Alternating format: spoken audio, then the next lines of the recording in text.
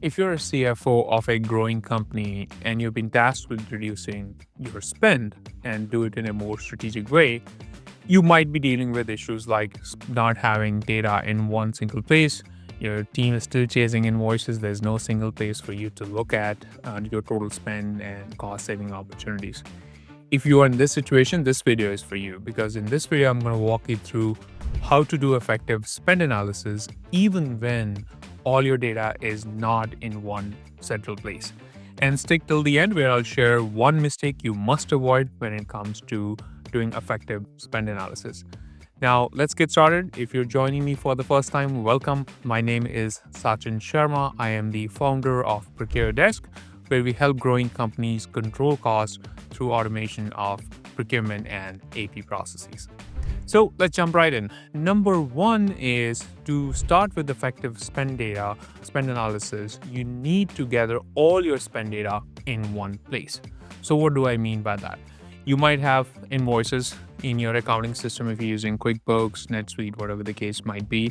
You need to look at your credit card spend data, right? So all the credit card spending, maybe you need to pull all the data from your credit card account.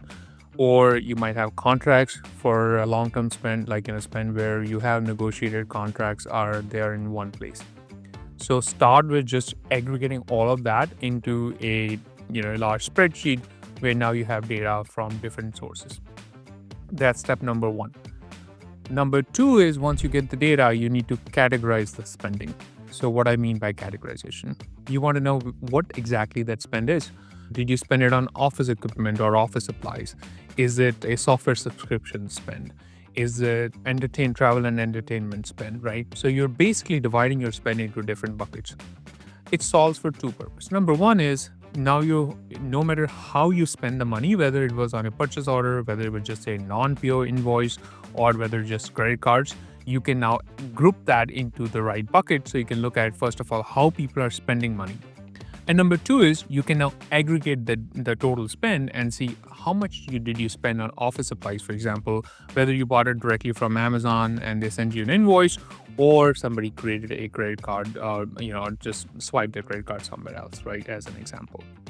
So that's number two. Very simple structure. The way you should have it is vendor, description, unit price, amount, and so on, and the category structure. You can just add on towards the end, right?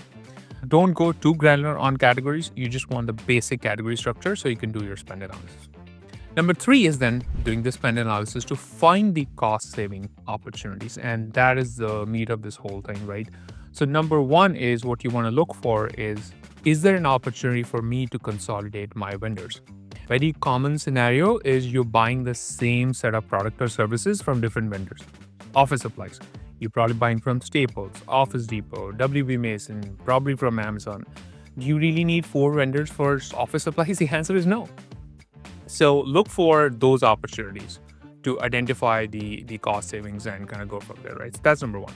Second, you should look for is anything regarding software subscriptions. So a very common problem is once you sign for a software, you just keep on paying them. You might not be using it. So look for opportunities to reduce costs by getting rid of unused software subscriptions.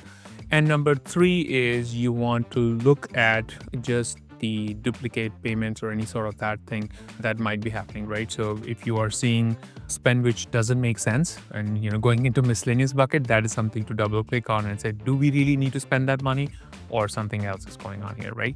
So those are the 3 simple steps to do effective spend analysis and save up to 10 to 15% of your annual cost. Now about the bonus tip, here's one thing which many companies do it wrong. And especially with growing companies, they do spend analysis once a year at the time of the budget. And that's a wrong strategy. Let me tell you why. If you're looking at only once a year, one is your spend is changing month over month, right? I mean, like, for example, if you're growing, you might be spending more every 3 months as compared to just looking at 1 year, which doesn't make a lot of sense in that case. So you should effectively do spend analysis every month, if not do it every quarter. And the idea behind doing this frequently is that not only you can identify the opportunities sooner to reduce costs, but you can also identify if there is any maverick or uncontrolled spending going on which you need to curb.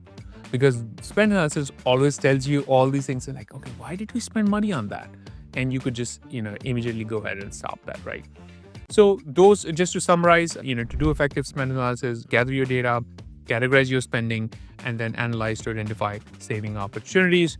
If you like this video, go ahead and hit the subscribe button. And if you need more tips to do effective spend analysis, drop the comment spend analysis in the comments and I'll get back to you. Thanks for joining me today, and I'll see you in the next video.